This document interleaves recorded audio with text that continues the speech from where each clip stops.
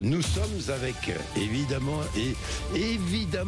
Arlette Chabot. Arlette, bonjour. Bonjour. La bonjour situation à tous internationale, on en parlait un tout petit peu avec notre invité, mais peut-elle aider Emmanuel Macron à retrouver la confiance des Français? Enfin, déjà, il faut essayer de régler ce qui se passe au niveau international. Enfin, je sais pas il n'y arrivera pas tout seul. Hein.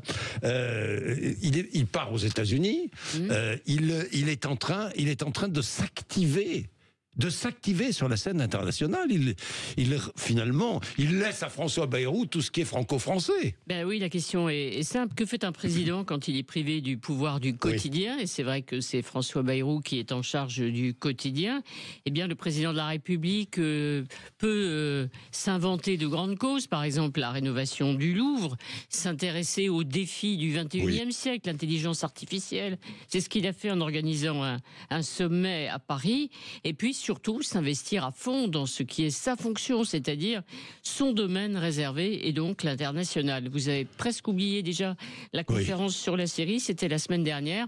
En revanche, vous avez en tête les deux grandes réunions, concertation sur l'Ukraine et les enjeux de sécurité en Europe qui ont eu lieu cette semaine à l'initiative du président de la République pour répondre aux déclarations stupéfiantes de Donald Trump. Alors, reconstruire une image à l'international pour mieux revenir sur la scène nationale. Regardez ce qui s'est passé hier à Paris avec des chefs de parti convoqués autour du président de la République pour les sensibiliser ou les informer sur la menace russe. C'est peut-être plus facile de trouver un consensus sur ce sujet que pour la désignation d'un Premier ministre. Et puis hier soir, une sorte de grand débat sur les réseaux sociaux. Le président de la République répondant à toutes les questions des Français. Il sonne le tocsin, le président de la République, tout en les rassurant. Il n'est pas question d'envoyer des troupes françaises sur le terrain. Et voilà puis, ce que fait il a dit Emmanuel deux choses Macron. importantes. Il a dit, je vais à Washington, je vais dire à Donald Trump qu'il ne faut pas qu'il soit faible face à Poutine, et nous allons lever 500 milliards d'euros. Enfin, je vais demander à ce que l'Europe lève un emprunt de 500 milliards d'euros pour à la fois aider l'Ukraine et pour se renforcer défensivement, dans le domaine de la défense. Oui, retrouver un rôle de leader européen, vous vous souvenez, c'est ce qu'il cherchait Emmanuel Macron au début du conflit en Ukraine, quand il parlait encore à Vladimir Poutine. Alors il sera le premier Européen à rencontrer avec Trump, le Britannique Stormer. Avec le Britannique Stormer, ça n'est pas rien. Ben, il faudrait quand même que le président de la République ne revienne pas, j'allais dire, les mains totalement vides. C'est-à-dire qu'il obtienne un petit quelque chose en direction de l'Europe de la part de Donald Trump. Mais c'est vrai que c'est assez impressionnant de l'entendre hier développer son argumentaire.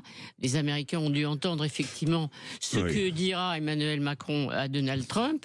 Il faut voir aussi, puisqu'on parle avec un regard français également, de sa volonté d'augmenter de façon assez spectaculaire le budget de la défense. Là, le président de la République a peut-être oublié quelques minutes qu'il n'avait pas de majorité absolue à l'Assemblée. On verra. Vous savez, c'est le petit problème avec Emmanuel Macron. Et sa cote de popularité, est-ce qu'elle va remonter avec ça ? Tout petit peu frémi. On verra s'il y a un effet international. Bon, il faut être assez prudent, vous savez, avec Emmanuel Macron, et il y a toujours un risque qu'il pêche par excès de confiance en lui-même.